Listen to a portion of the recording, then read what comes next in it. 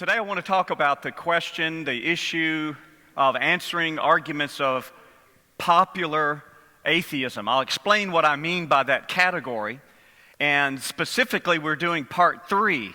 Now you might think, well gee, I'm getting ripped off here, I've missed parts 1 and 2.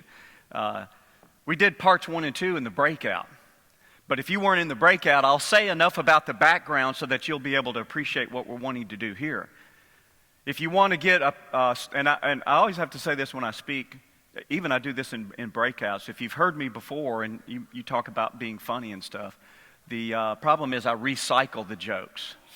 So it actually still gets a laugh. I mean, people, if they thought it was funny the first time, then they think it's stupid the second time and they laugh at me.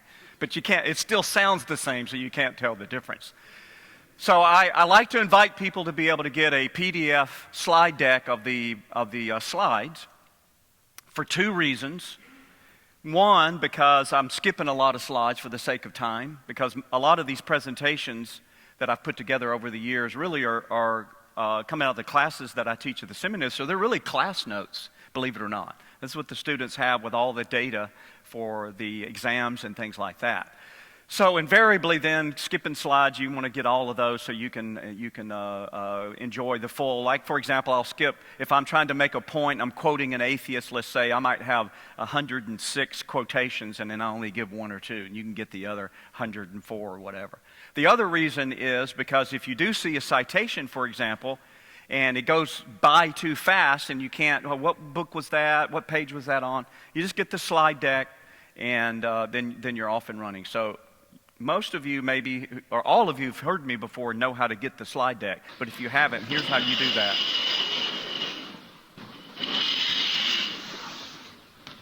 Okay, that was worth coming. That's worth the price of admission right there. So my website's pretty cheesy, so if there are some any web developers in here, after you chortle and snicker at my website, but I think it works. You go to richardghowe.com. Don't leave out the G. It stands for, there you go. See, some of you already know what it stands for. And you'll notice at the top, you may or may not be able to read that, those tabs.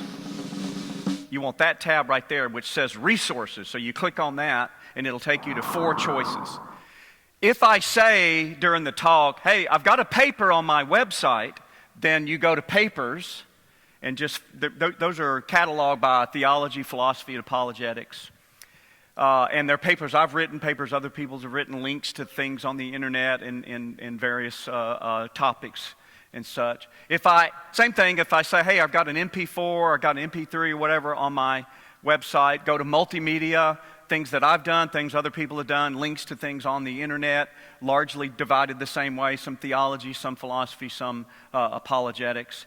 If I mention something, I don't know if this will come up, but if I say, hey, we did a study at my church, Midway Community Church in Alpharetta, Georgia. So I live in Cumming, Georgia. Technically, I'm actually in Forsyth County, Georgia. I tell people I live as far north of Atlanta as you can possibly be and still be the Atlanta area.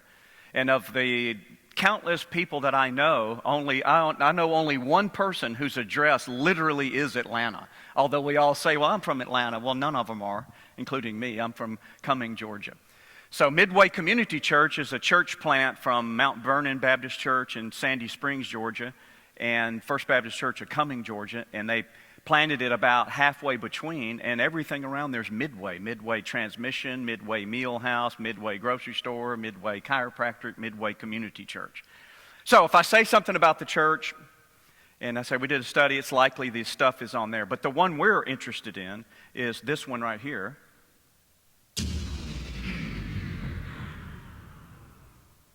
PowerPoint slide decks. In fact, I want to hear that again. In fact, I was in a breakout once, and I just kept doing that just to annoy the other breakout next to me. I was just doing that, going, what is going on in that room next door? Just to annoy everyone. So he didn't mention the fact that he says I'm funny, but what he really means is I'm annoying. That's what it amounts to. He is the most annoying. We were at ETS, and he annoyed everybody. And I don't care what paper he's giving. I'm not going to it because he annoys. When you click on that, it'll give you a list, alphabetized basically, of all the slide decks that I have available. And so you'll want this one here, answering arguments of popular atheists. You notice it's in 4 sections. So we're doing scientific here. That's the one you want. But you can get all of those, and hopefully you'll be a better person for it. I just made that up. I don't even know what that means. Now, what do I mean by popular atheism? Well, I'm actually starting a class Monday, a 1-week class. We call them modules. You guys do that kind of intensives with all the classes or lectures are crunched all together? And it's on contemporary atheism. And when I teach that class, I divide the subject of atheism into 3 categories. First of all, is one we're going to talk about today, is popular atheism. So in a moment, I'll tell you what I mean by that category. But for the sake of completion, once you see the other 2, we talk about the new atheism. We talk about what's new about it, what is distinctive about it from any other kind of atheism. And then we also talk about academic atheism. And a lot of the distinctives of the new atheism can be noticed in terms of its contrast to academic. And this would be more, you probably are familiar with the new atheism, but what I mean by academic are the philosophers, the technicians, people like J.L. Mackie or Michael Martin or Theodore Drange or people like that who are professors of philosophy in universities who are atheists. So what is popular atheism? In effect, what I mean by this is that there are people who write on the subject of atheism and theism in that debate, and they attempt to write it at a level that's free from technical jargon that the philosophers may traffic in. So when you do that, if you're an expert in a field, but you try to write something that's accessible to the general public, that's often just called a popular version. Einstein actually wrote a popular version of his general theory of relativity. I got halfway through the table of contents before I got lost in that. But at least he was trying to say, this is what we mean as physicists when we talk about this. This is what I mean, and put it within the reach. Now, sometimes people write at a popular level because that's all they know. They just are popular in the sense that they're not a technician. They're not an academic. But you also find academics, as I said, like Einstein illustrates, you also find academics that write at a popular level. I point that out because I don't want you to mistakenly think that if I quote someone today, that I'm implying that somehow they're not in any sense an academic. But what I've discovered is, especially since the onset of the new atheism, that it's becoming more fashionable for people to weigh in on the subject of God's existence, having really no acquaintance at all with how this conversation has been going on for 2,300 years in Western civilization. So that's what I mean by popular. If you think of it, it's almost like bumper sticker atheism, T-shirt atheism. And by the way, I'm not critical of it because it's bumper sticker and T-shirt. I mean, we do this as Christians, don't we? We've got our T-shirts and bumper stickers. Jesus is my co-pilot, you know, when you're driving down the road. And this is a great way to identify with a group. It's a conversation starter. Sometimes I remember one of our students at the seminary was out at a city park walking, and he came back to the parking lot, and the car parked next to him had one of those, you know how we as Christians have the fish. And so the atheists came there with their little fish with little legs, and it had Darwin inside. You've seen that little Darwin fish to kind of counter our Jesus fish. So when he sees that on there, and then the guy who was driving that car gets to his car at the same time. So our student said, so I see you're an evolutionist. He's like, yeah. He said, are you a gradualist or a punctuated equilibrium? The guy's like, you know, he didn't know what it was. He was trying to identify with Darwinism, but unfortunately he wasn't that conversant in the dispute between gradualism and punctuated equilibrium. Now, who are popular atheists? Well, in the slide deck, you'll get a lot of faces and representative books. But for the sake of time, I'm going to just skip that. And if you're curious, what were the other 2 parts, if you didn't notice it when you looked at the slide deck list? In the breakout, we dealt with a handful of rhetorical type of arguments. An example would be one of my favorite T-shirts for atheists is, in terms of its rhetorical power, is science flies you to the moon, religion flies you into buildings. And to me, that's just rhetorically powerful. You know, axial tilt is the reason for the season. That's one of another one. I thought those are clever, they're funny. We do a bunch of those in that section. Then there's also philosophical type of one-liners. Can God make a rock too heavy for him to pick up, for example? Or why can't there be an infinite regress?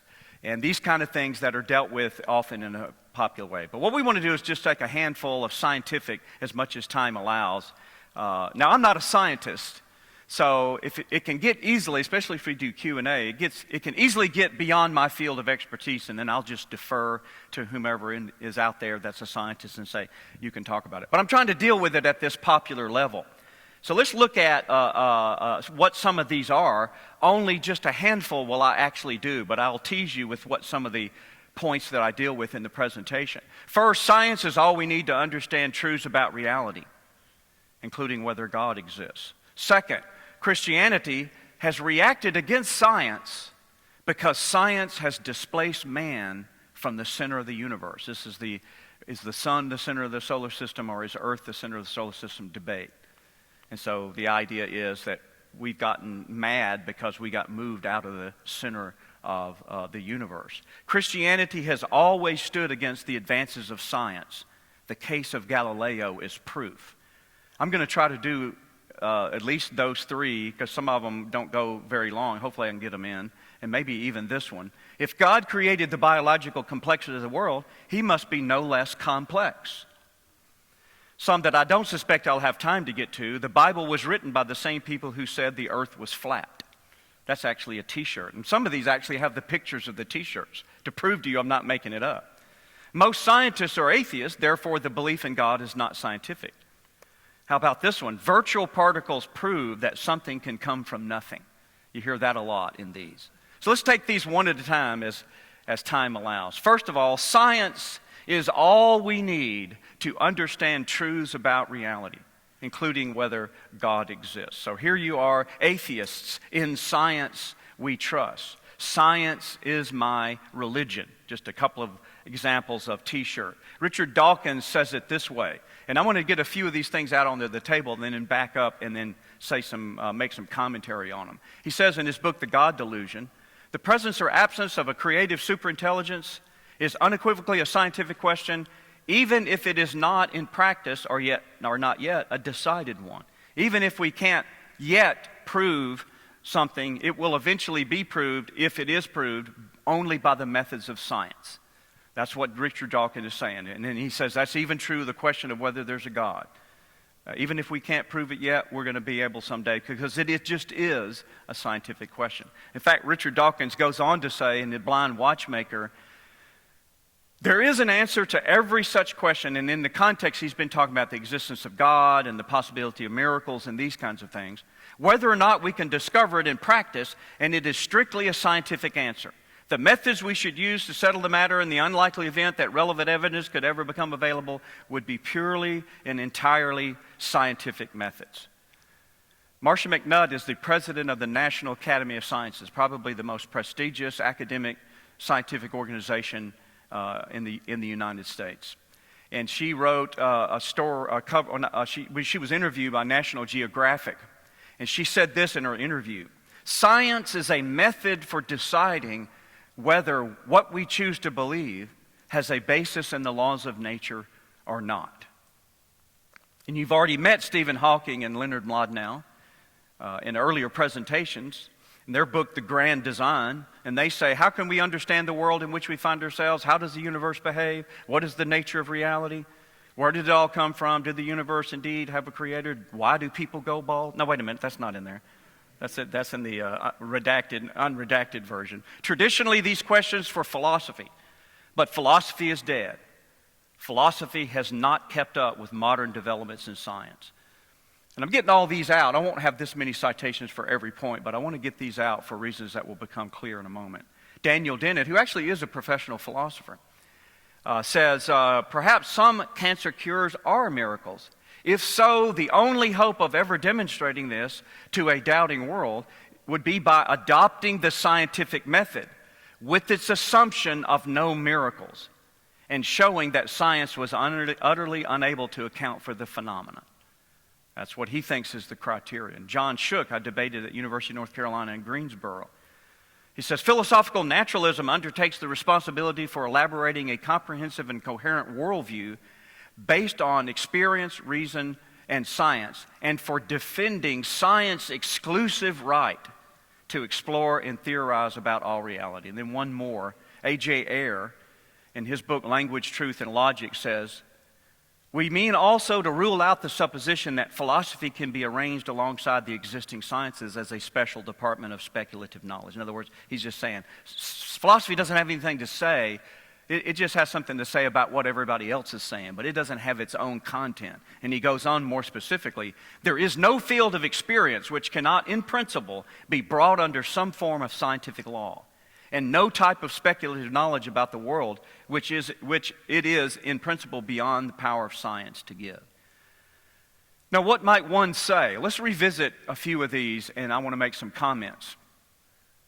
Remember, Dawkins says the presence or absence of a creative superintelligence, that's God, is unequivocally a scientific question, even if it's not in practice or not yet a decided one. Now, I want to contrast what he says here with another statement he makes that you hadn't seen yet in The Blind Watchmaker. He says, unlike some of his theological colleagues, Bishop Montefiore is not afraid to state that the question of whether God exists is a definite question of fact. Now, I want to juxtapose these. This isn't a change in Dawkins' position. So it's not like I'm saying, hey, over here he said this and over here he said that. He means exactly the same thing in both of these citations.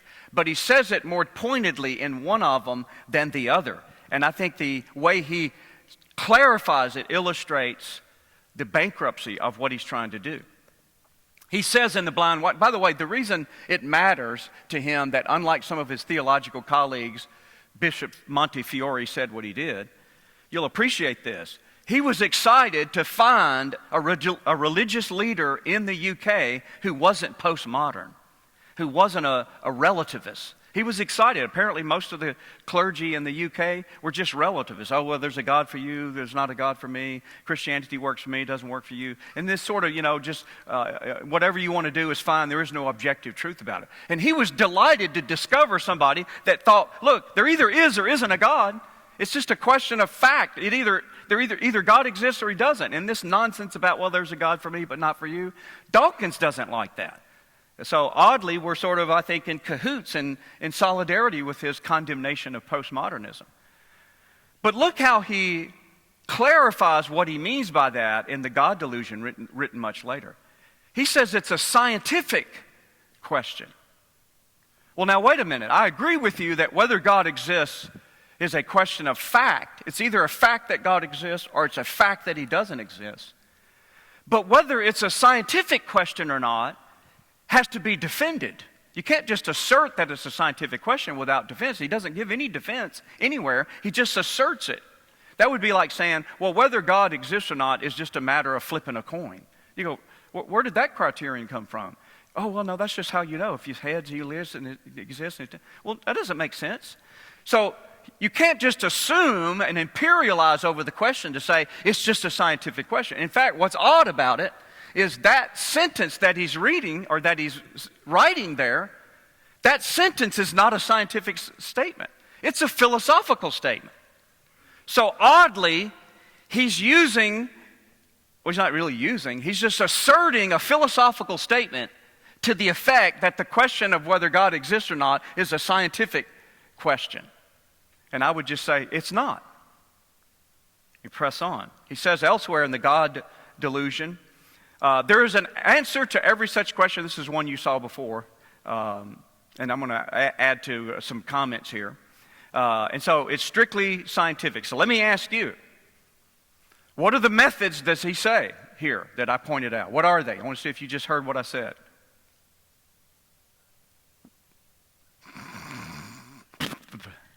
We get out early if I fall off the stage, by the way. Did I tell you that? It's entirely scientific, right?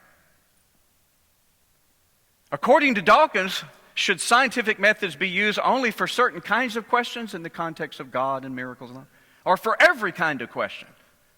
Well, it's every kind of question.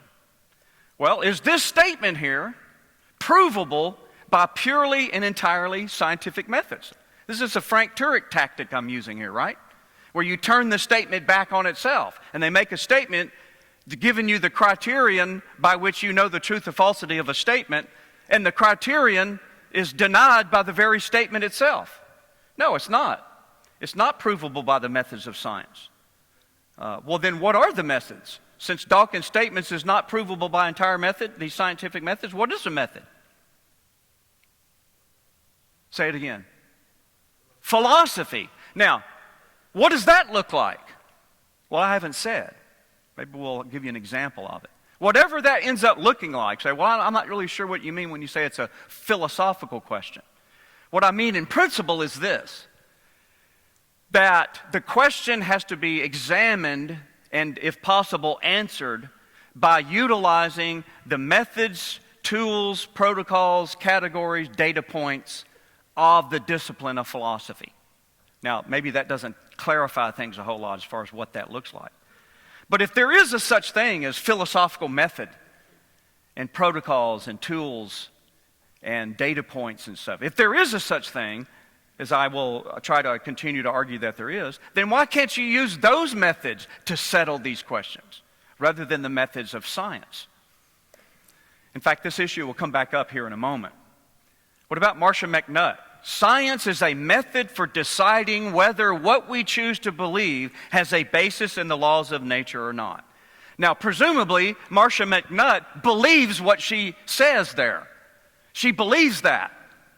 So, if she believes that statement, and she says science is the method we use for deciding whether what we believe has a basis in the laws of nature, then I ask, well then, what science method did she use to decide whether to believe this statement? What was that method?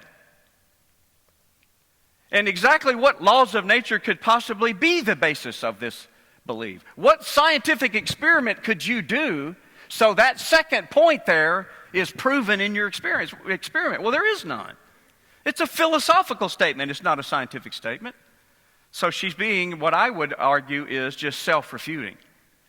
She's making a statement, setting up a criterion that disallows the very statement that set up the criterion. Remember Frank's example, I cannot say anything in English. Remember that example he gave in his first talk? Well, it's self-refuting.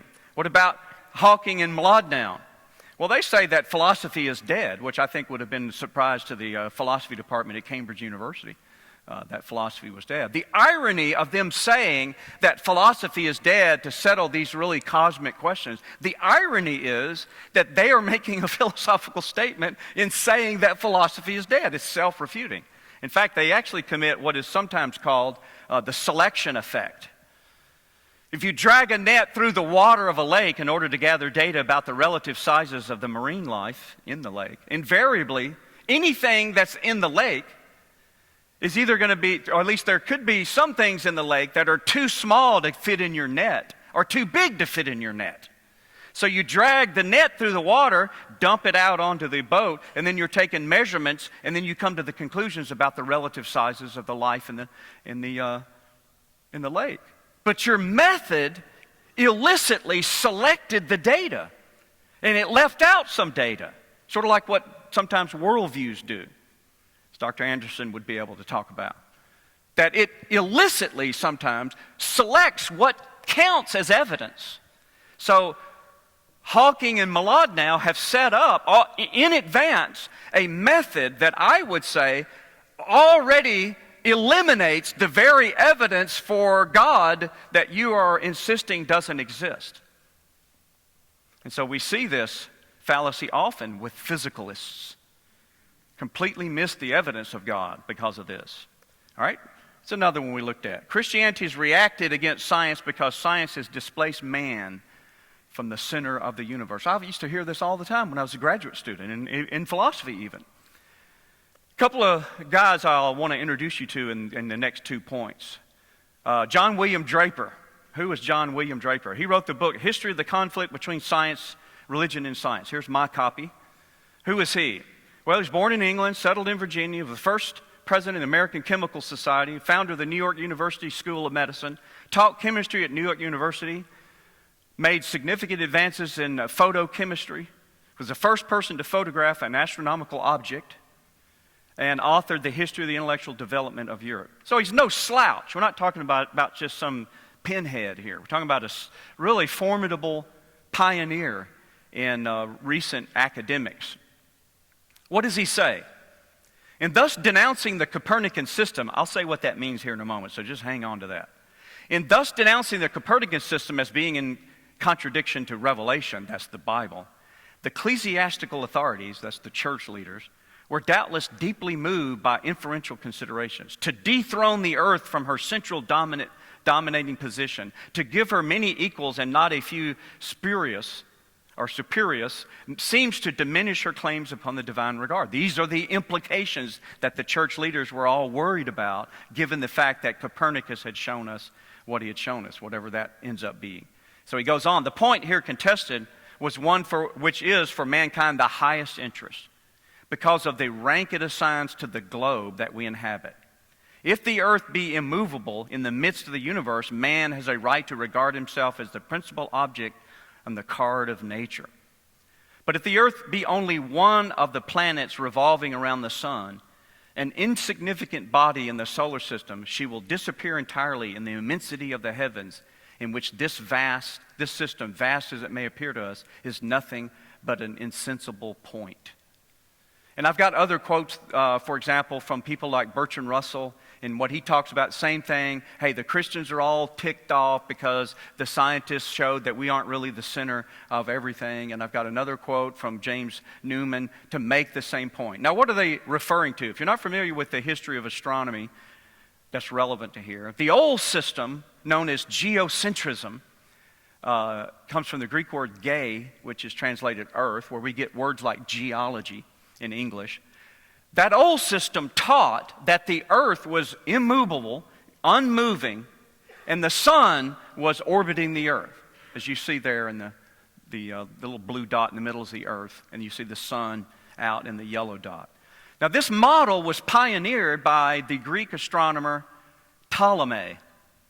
Ptolemy said this: now, with this done, if one should next take up the question of the earth's position, the observed appearances with respect to it could only be understood if we put it in the middle of the heavens as the center of the sphere of the heavens.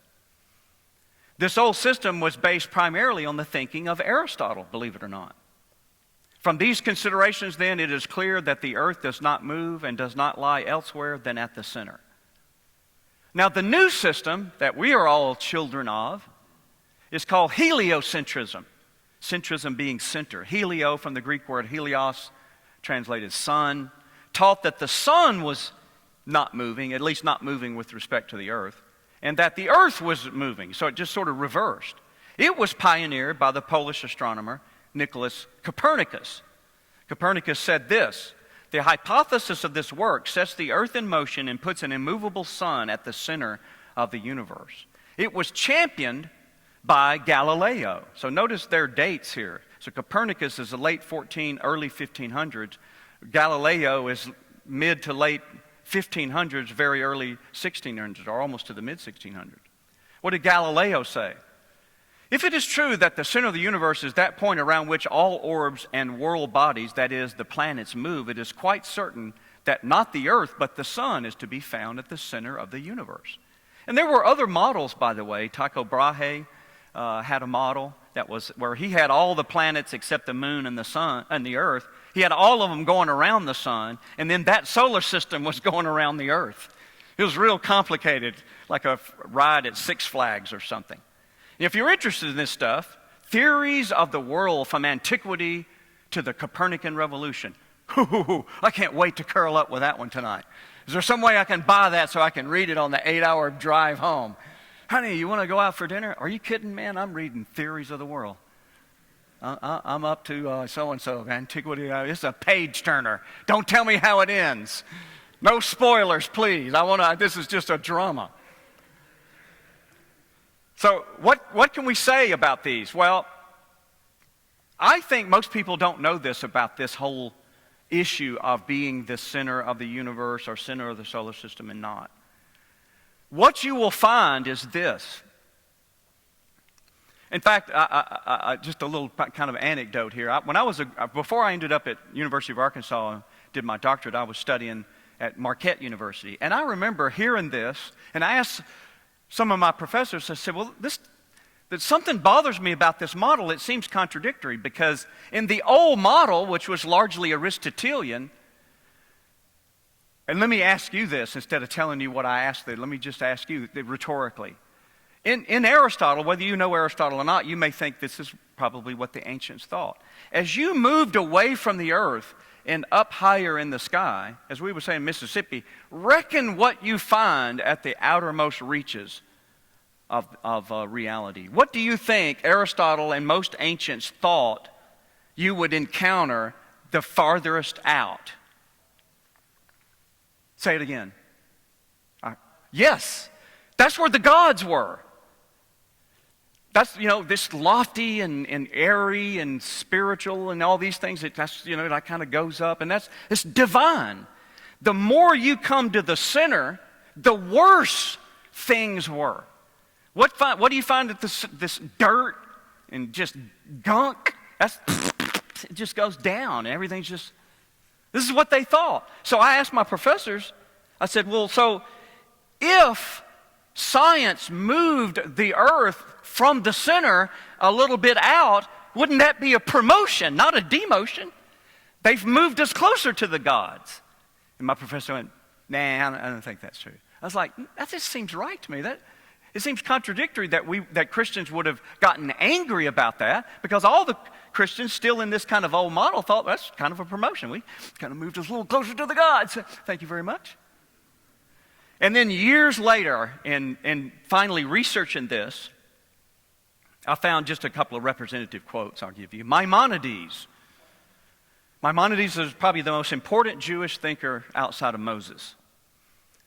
He says this: in the case of the universe, the nearer the parts are to the center, the greater is their turbidness, their solidity, their inertness, their dimness and darkness, because they are farther away from the loftiest element, from the source of light and brightness.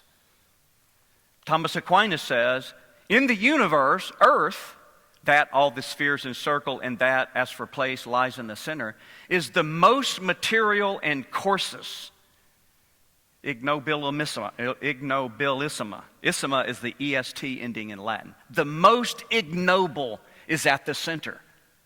So this myth that science is promulgating, like Bertrand Russell's and the others, is just totally false. It's just actually the opposite of what you find. Of course science wasn't being resisted by the Christians because we were mad because they demoted us. This idea of being the center, you just think you're the center of the universe, that's a very modern notion.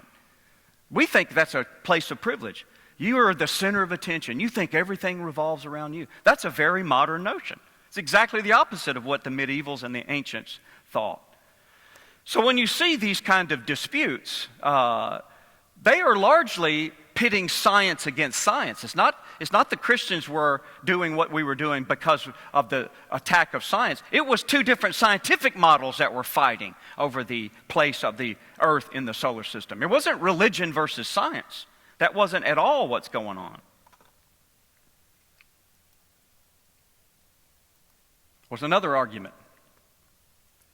Christianity has always stood against the advances of science. The case of Galileo is proved. So now this is adding another chapter to the same thing. Or you're mad at us because we demoted you from the center. Well, that's not true. You actually promoted us when you moved us from the center. So if anything, we would have been glad you did that. Well, be that as it may, Christians have always stood against science. This is the allegation. It's just you guys are always digging your heels and you're resisting. That's why you're not evolutionists. You're just like that, and you don't like what science does because it keeps telling you things that prove your Christianity's false. Now, Draper again says this. He says, the history of science is not a mere record of isolated discoveries. It is a narrative of the conflict of two contending powers, the expansive force of the human intellect on the one side and the compression arising from traditionary faith and human interest on the other. Let me add another voice to the mix. Andrew Dixon White, in his A History of the Warfare of Science with Christianity and Christendom. Here's my copy here. What does he say? First of all, he's the first president of Cornell University. So this is not some pinhead. First president of the American Historical Association, U.S. ambassador to Germany and Russia, should be Germany. His second wife, he was a widower, was the first woman to earn a PhD in the United States. What does he say? Much as I admired Draper's treatment of the questions involved, his point of view and mode of looking at history were different from mine. He regarded the struggle as one between science and religion. I believe then, am convinced now, that it was a struggle between science and dogmatic theology. So basically, he's allowing, in principle, for the religious people who are liberal enough that they don't really care about what the sciences say. That they're religiously liberal enough that if science says we evolved from a common ancestor, that's fine, because religion is just sort of an experience. So it's not so much, the religion in principle, it's these dogmatic, intransigents like these conservative Bible-believing Christians. They're the problem. And Russell makes a similar argument in his History of Western Philosophy. Galileo, as everyone knows, was condemned by the Inquisition. The Inquisition was successful in putting an end to science in Italy, which did not revive there for centuries, which, by the way, is absolutely historically false. No historian believes what Russell just said, but that's a side point. So what can we say in response?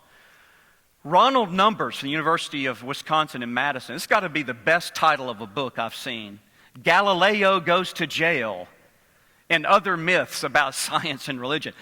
This book is great. It's not written by Christians. I mean, some of them may be Christians, but this isn't an apologetics book.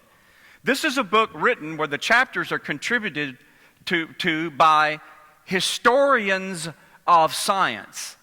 Not to be confused with the history of the philosophy of science. There's a lot of apologists that are that, whose names like Stephen Meyer, for example, got a PhD in the history of the philosophy of science. A person whose expertise in the history of the philosophy of science is a philosopher primarily. These guys that wrote this book, they're not philosophers, they're historians, Christian or not. And they've come together to say, you know what, there's a lot of things that are believed about the relationship of science and religion that just are demonstrably false, and every historian knows they're false. The only people that don't know they're false are people like Bertrand Russell or Richard Dawkins or whatever. So what does Numbers say? He says, the greatest myth in the history of science and religion holds that they have been in a state of constant conflict. No one bears more responsibility for promoting this notion than two 19th century American polemicists, Andrew Dixon White and John William Draper. Francis Collins, a highly celebrated scientist and Christian, says one of the greatest tragedies of our time is this impression that has been created that science and religion have to be at war. In fact, you just don't find that at all. The Roman Catholic Church, the medieval Roman Catholic Church, gave more financial and social support to the study of astronomy for over 6 centuries than any other and probably all other institutions. So far from it being that Christians were resisting science, Christianity did more to promulgate the sciences than anybody in Western civilization. Now, you might say, well, they had ulterior motives because the reason they cared so much about astronomy is because it mattered so much to them how to establish the liturgical calendar. They had to know when Easter is, and they wanted to know when this Lent begins and all these kind of things. Okay, fine. It doesn't matter what their motives were. The fact is, nothing in the medieval period would ever indicate that the religious institutions, the largest of which would have been Catholicism, was resistant to the advances of the sciences. It was exactly the reverse. In fact, the medieval period gave birth to the university, which developed with the support of the papacy. So the very fact that there are universities in Europe and then later in the U.S. is because of the presence of Christianity, and more to the point, institutionalized Christianity. By 1500, there were about 60 universities across Europe educating a cumulative total of several 100,000 students, all at the behest of the church. Michael Shanks, another one of the contributors to Galileo Goes to Jail, says this: between 1150 and 1500, more literate Europeans had access to scientific materials than any of their predecessors in earlier cultures, thanks largely to the emergence, rapid growth, and naturalistic arts curricula of medieval universities. There, naturalistic means like studying nature, in effect, the sciences. He said, if the medieval church had intended to suppress the inquiry into nature, It must have been completely powerless, for it utterly failed to reach its goal. And he's being sarcastic. He's like, it never intended that. It was the one that was causing the flourishing of the sciences. So there's a lot of misunderstanding about the Galileo story. In fact, I heard a guy give a lecture, and he queried the audience and just said, tell me some stuff you've learned about Galileo. And they, well, I remember that, he got his idea of angular momentum by watching the chandelier swing in the church in Pisa. Okay, what else have you? Well, he was arrested and held in a dungeon or whatever. And he just went down. And then when he got through, after about 10 minutes of people just, this is what I remember I learned in school about, he then goes, every one of those things is false. And every historian knows they're false. The only people who believe them are people that just sort of promulgate these sort of anecdotal stories that every historian goes, that's not even true. First of all, the church that you thought he was in when he was watching the chandelier wasn't even built till after Galileo's day. That kind of stuff. So why did he get in trouble? Because he's sort of the poster child of religion versus faith, right? Oh, those Christians, they're so evil. They're throwing the scientists in jail. There were two things that got him into trouble. His attempts to interpret the Bible to render it consistent with his scientific views. Now, that's hard for us to relate to as evangelicals, as a subset of Protestantism. But in the medieval Catholic Church, the only people who had the authority to say what they thought the Bible meant were the magisterium, the priests. If you were just a rank and file Christian, you were not allowed to publicly say or write, well, I think what Paul means. Shut up. You're not supposed to. They wouldn't really do that, but I'm saying you just weren't allowed to do that. So that's what got him in trouble a lot, was he was writing treatises trying to explain how Joshua causing the sun to stand still, these kind of things. How did that happen? He's writing all this in defense of this Copernican model, and the church said, you can't do that. You're not a priest. You're not allowed to do it. So he got in trouble with the church. It wasn't so much what he was saying. It wasn't so much that he was advocating Copernicus's view. They just said, look, just tone it down a little bit. We don't want you to stumble everybody in their faith. The church didn't believe the Copernican view. That's true. But you realize it had been vetted for almost 80 years by the time Galileo comes around. So when he starts writing all this stuff, and people are like, everybody's read Copernicus. We've been reading this for 80 years. What Galileo did was he just kept pushing it in everybody's face. Like that. And finally, the church authorities go, dude, you need to chill or you're going to get in trouble.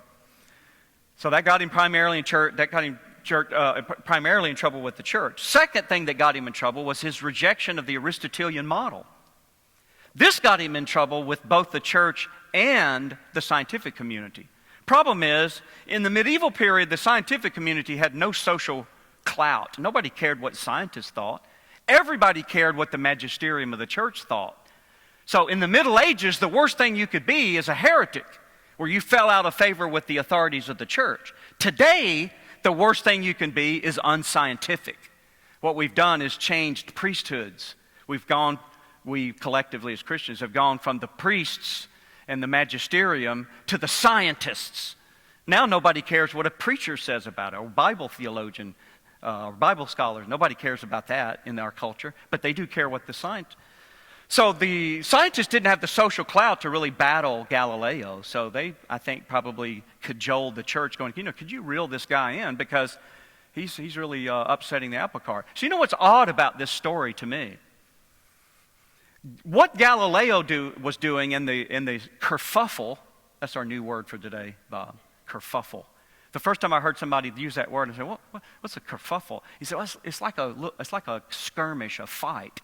I said, wow, I've never heard that word. This was at an ETS. And then within 2 days, I heard it like 4 more times. I'm just sitting in the audience and somebody goes, something like that, the kerfuffle. And I went, what? Kerfuffle? I just learned that word. It's like I'm 60-something years old. I've never heard it. All of a sudden, every kerfuffle all around me. I would have thought somebody was pulling a joke on me or something. But the odd thing is, who is it today that's considered to be upsetting the scientific apple cart by what they say? Isn't it more often those of us who deny Darwinism and evolution? Aren't we the ones that get vilified for fighting against the science?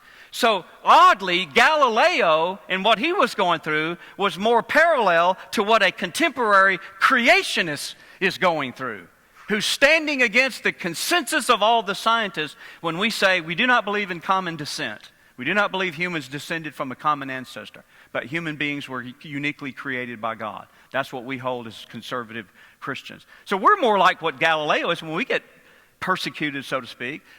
He's not a poster child for what they're doing. So, in summary then, while there can be no doubt that Galileo's embracing the Copernican system brought him into serious conflict with the church, it must be remembered that his views were just as much in conflict with the reigning science, the scientific views of the universities, as they were with the reigning theological views. Of course the church sided against Galileo because that's what all the scientists were saying. That's what you would expect. They thought this is just what everybody knows. So the Galileo affair is just as much a commentary on the conflict between science and science as anything else. There's a great book in this regard called Galileo, Bellarmine, and the Bible. It's a great book because most of what one might read about this is the science part of it. You may find it very fascinating, the theological side of this dispute. Bellarmine would have been sort of representative of the church's position against Galileo. So how did those two sort of duke it out in their respective arenas? It is a fascinating story. There's also behind the scenes at Galileo's trial, both of them by Richard Blackwell. In fact, the behind the scenes at Galileo's trial actually has some new English translations of some of the literature. If you ever go to Naples, Italy, Florence, Italy, the Museo di Storia della Scienza, now referred to or now named the Museo Galileo.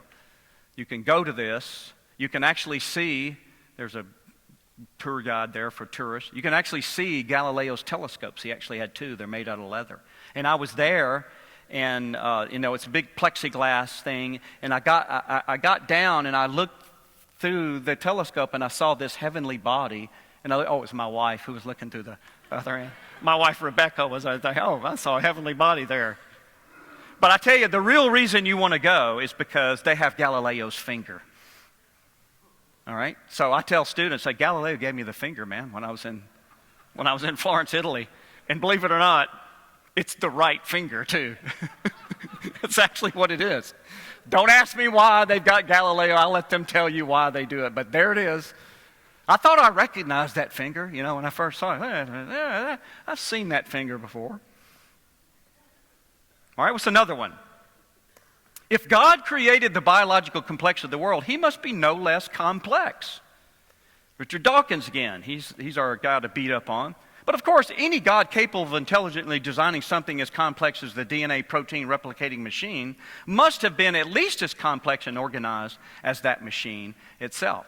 And I've got several quotes from Dawkins. I got one from Sam Harris to the same. I think they kind of quote each other in this regard. Any God that can make something as complex as our world must be just as complex as our world, and therefore he would need some kind of explanation, just like you think our world needs an explanation, you Christian, so you don't get anywhere. What can we say about that? Well, I think this reasoning is based on the assumption of physicalism, the view that maintains that everything that is real is just physical in some form, matter and energy.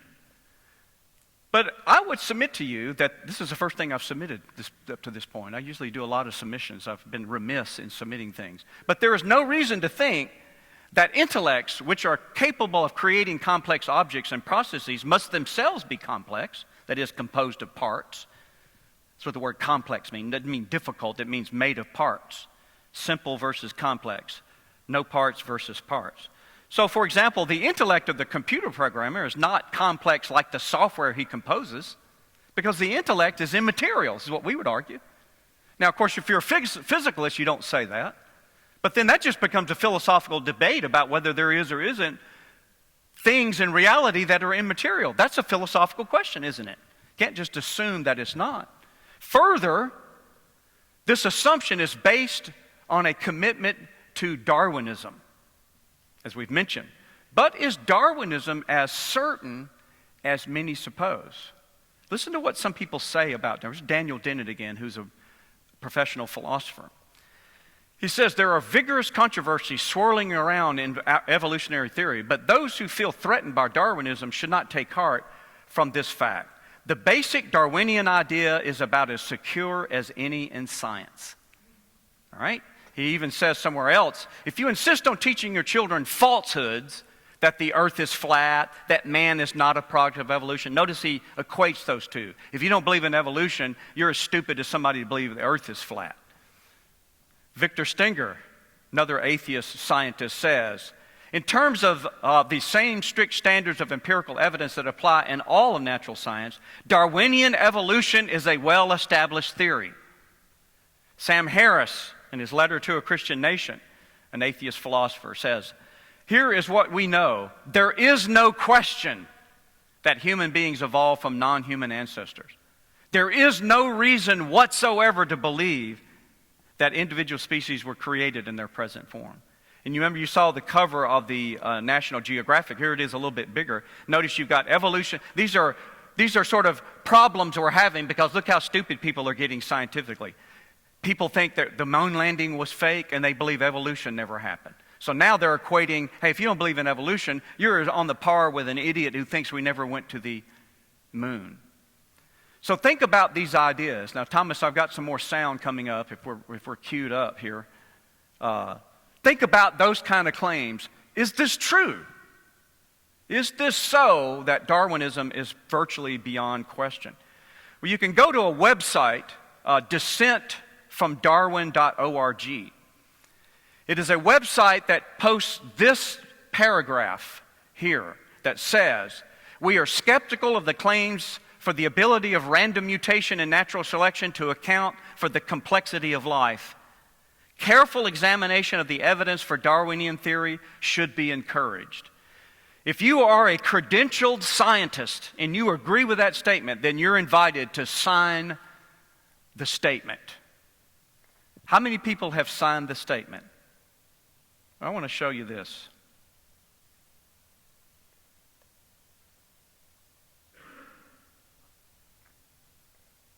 Hang on just a second.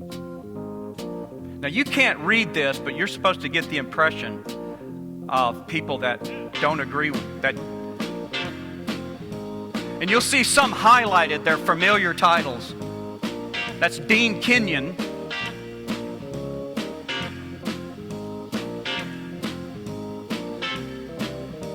David Berlinski, William Dembski, Walter Bradley. Some of you may be familiar with some of these terms in apologetics. I just like this song.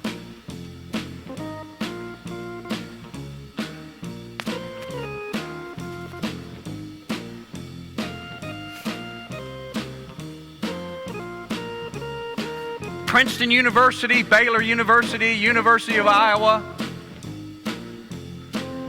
Rutgers University, Stockholm, Stanford, LSU, Kentucky, all over the world. Scientists have signed that statement you just heard.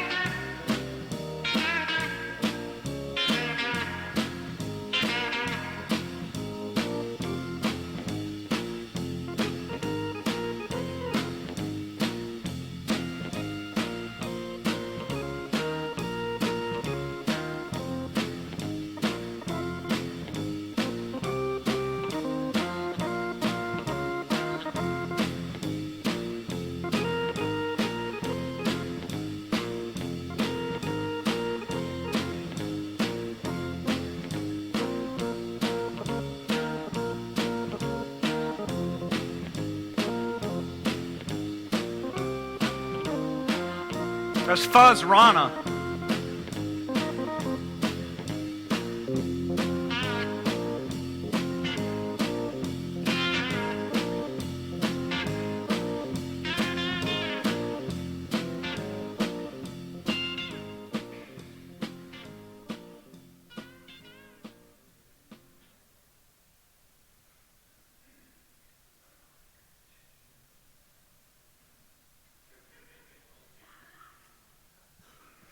Some of you need to get home before the weather moves in, so we don't have enough time to go through the list.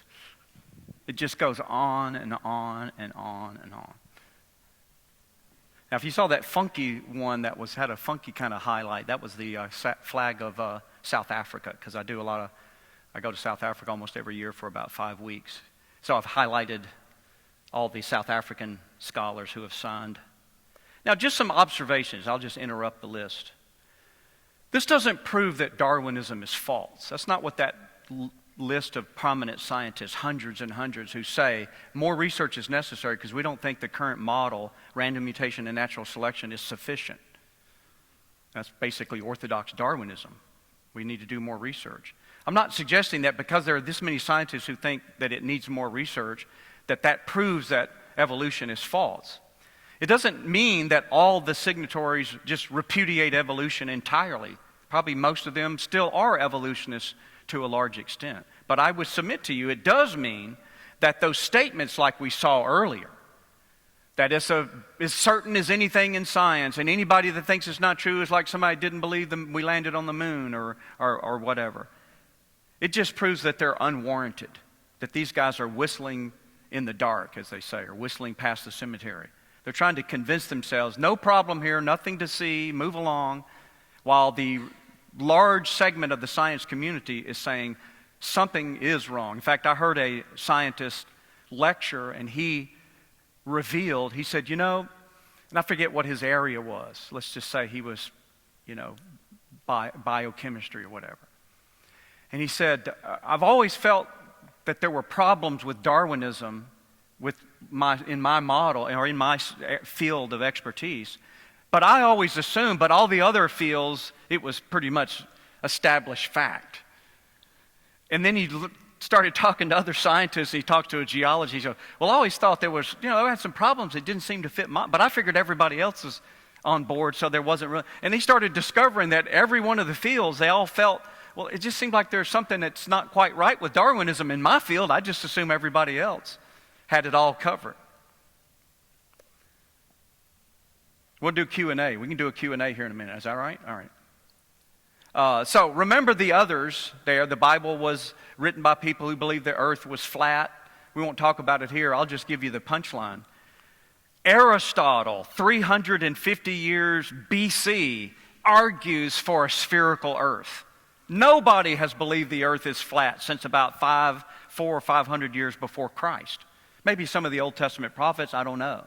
But this idea that somehow the earth being flat was something that everybody was laboring under the delusion of, even until the Middle Ages, is just flat out demonstrably false. Anyway, so I'll leave it to you to get the rest of the points. What we need to do now is do Q&A. Or as I always, now, does anybody get this inside joke? Any of the Bruton Parker people still here? Do they have to leave? There they are. You see, it's a yellow, it's a Hummer, and it's a convertible. Thank you very much. I win.